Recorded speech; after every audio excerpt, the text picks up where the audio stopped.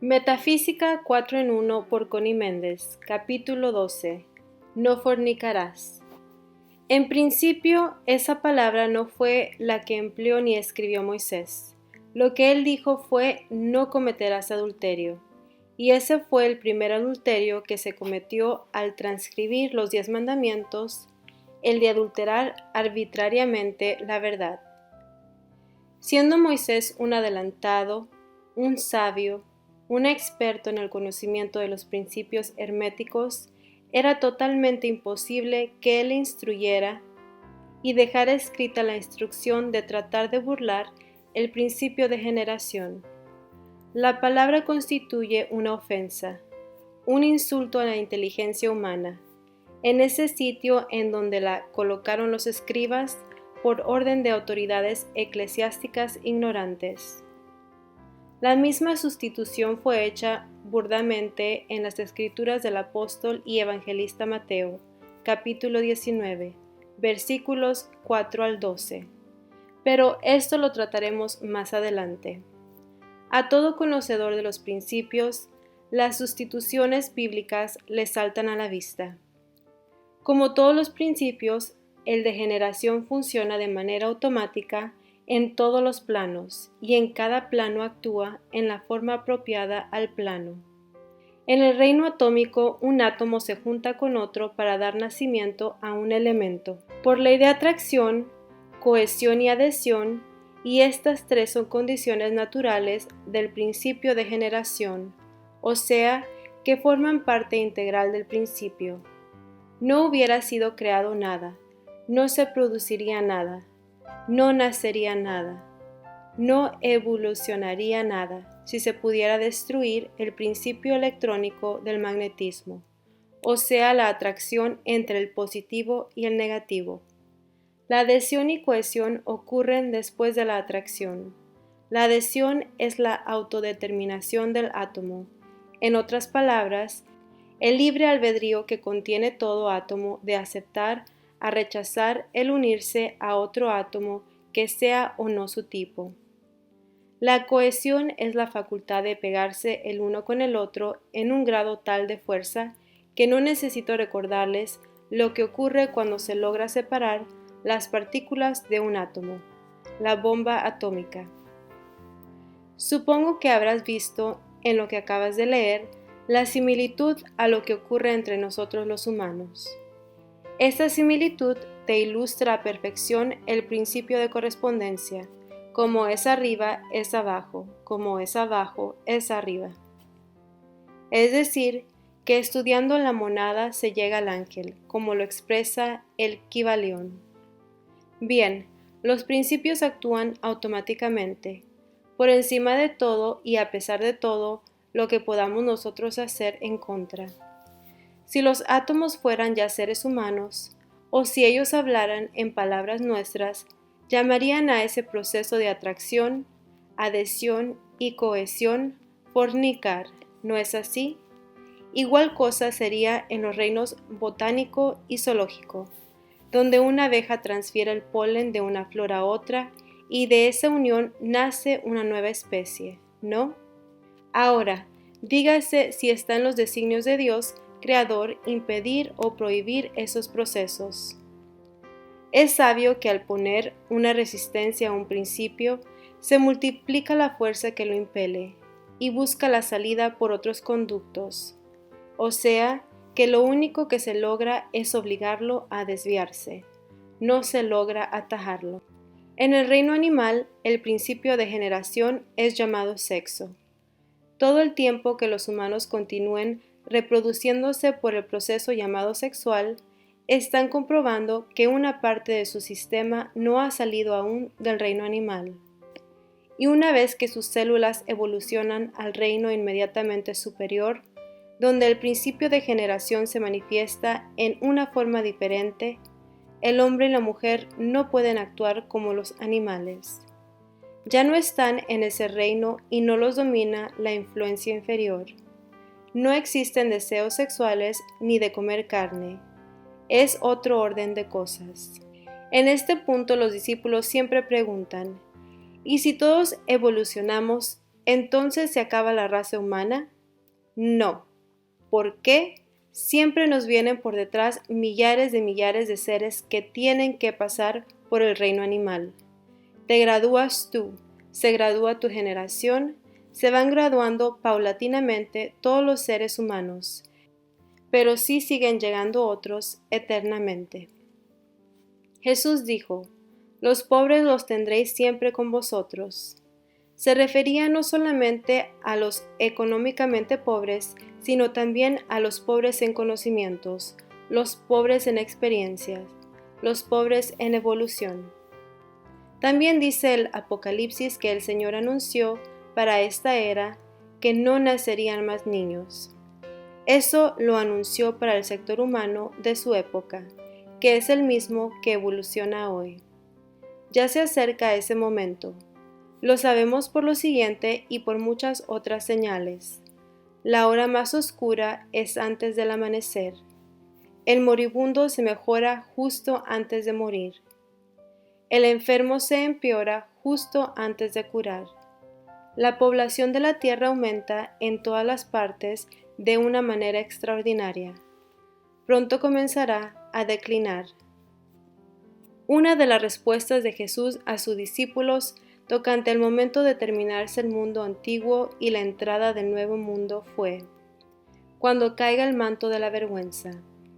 Esto significa cuando sea conocida universalmente la verdad de los principios que estamos aprendiendo, y muy especialmente la verdad que trataron de adulterar con ese título falso de no fornicarás, pues atrayendo la atención humana y enfocándola, o poniendo al mismo tiempo una prohibición o una resistencia, precisamente defraudaron su propósito, como expusimos más arriba.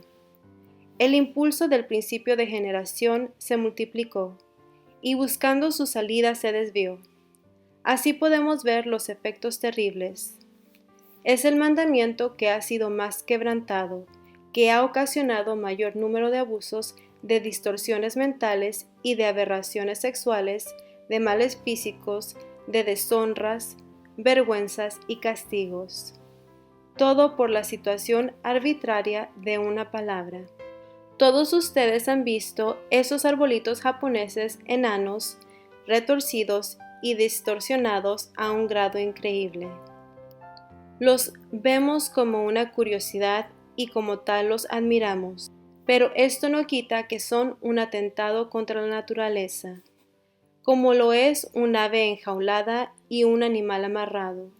También sabemos todos que lo prohibido adquiere un atractivo fuera de toda proporción.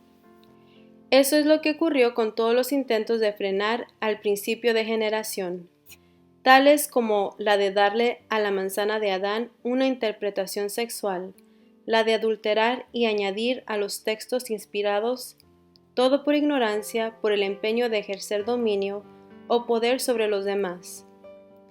El significado metafísico del mandamiento "no cometerás adulterio" es precisamente no malinterpretes las leyes porque no lo lograrás, que el efecto será el contrario de lo que tú deseas, y la ley misma se encargará de dar el mentis a lo que has dicho. Para el Maestro Jesús, el dogmatismo fanático era aún más repugnante y más digno de castigo que el libertinaje sexual, y así lo expresó cuando dijo: «Ay de ti, Corazín, ay de ti, Betsaida, os digo que a Tiro y a Sidón les será más tolerable el castigo que a vosotras». Corazín y Betsaida eran pueblos bíblicos. Cada nombre de pueblo o ciudad en la Biblia es un símbolo. Estos dos nombres simbolizan el dogmatismo y el fanatismo. Tiro y Sidón simbolizan desviaciones sexuales, de manera que él dijo textualmente que a los pecados sexuales les sería más tolerable el castigo que al dogmatismo y fanatismo los suyos. En otras palabras, que sería más duramente castigado los fanáticos religiosos que las rameras.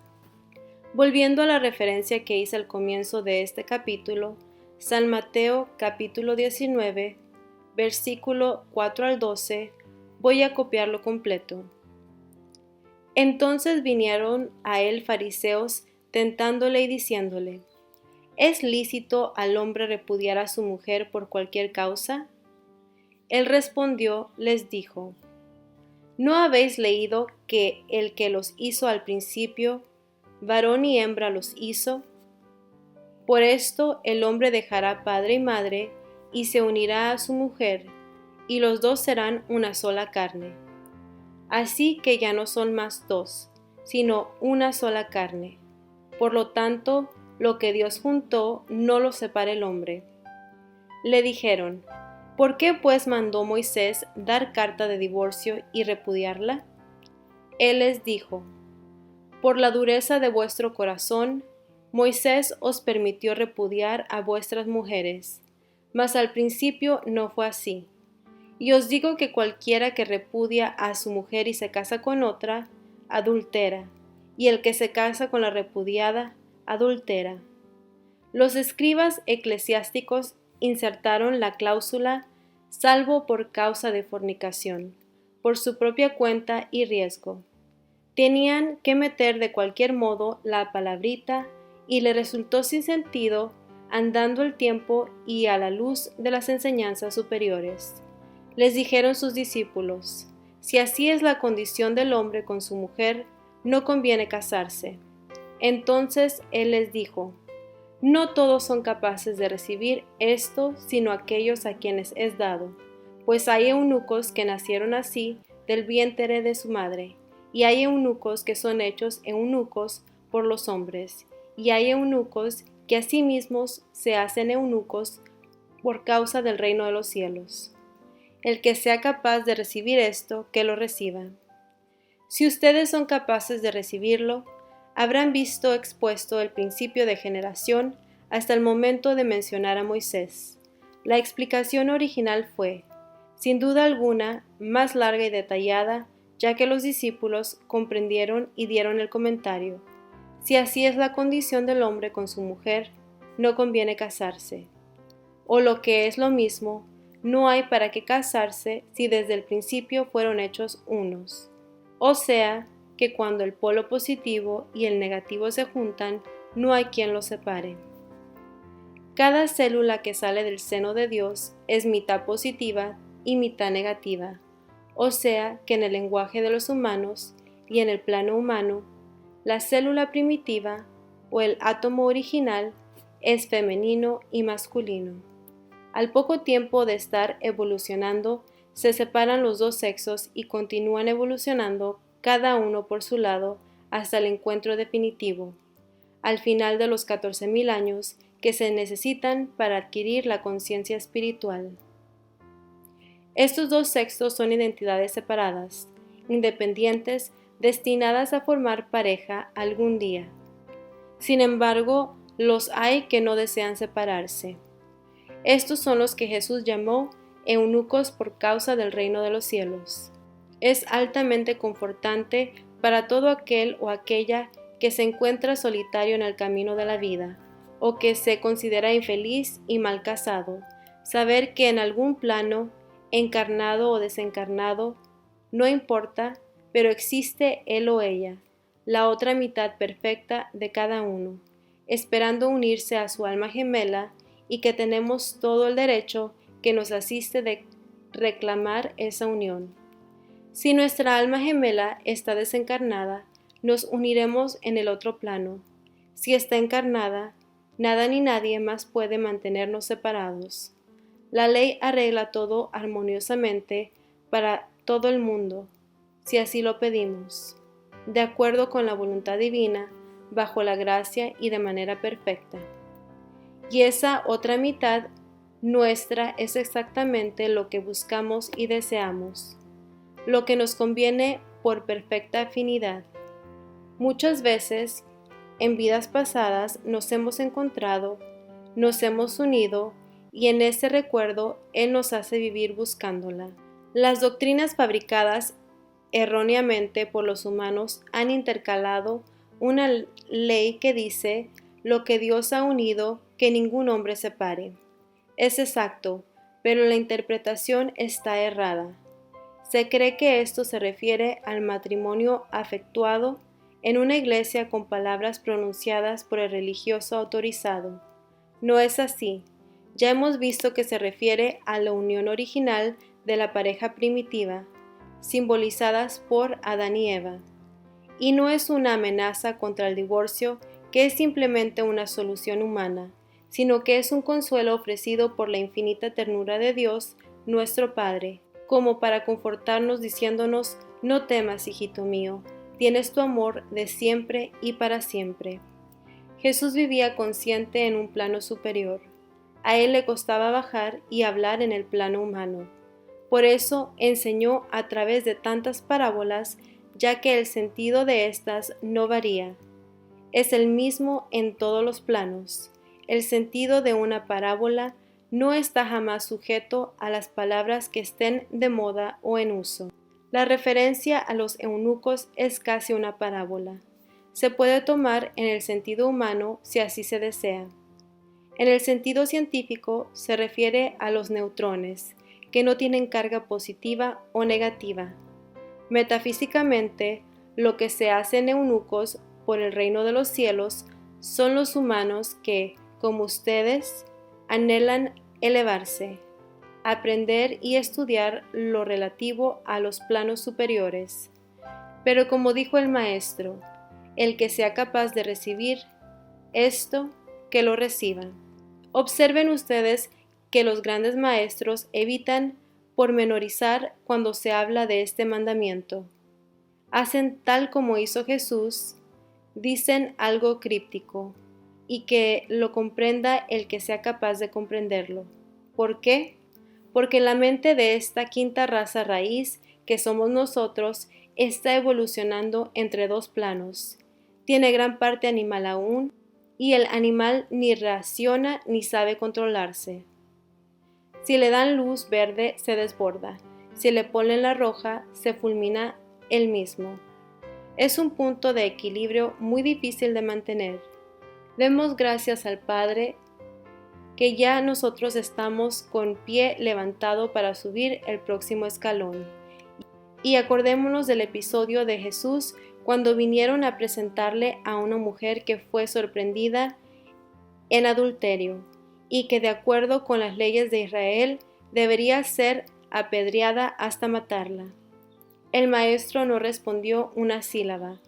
Se puso a jugar con un dedo en la tierrita a sus pies. Los hombres que le habían traído se fueron yendo uno tras otro y cuando se encontraron solos, le dijo Jesús: «Mujer, ¿a dónde se han ido tus acusadores?» Ella contestó: «No lo sé, Señor. Tampoco yo te acuso. Vete en paz», fue la contestación del maestro.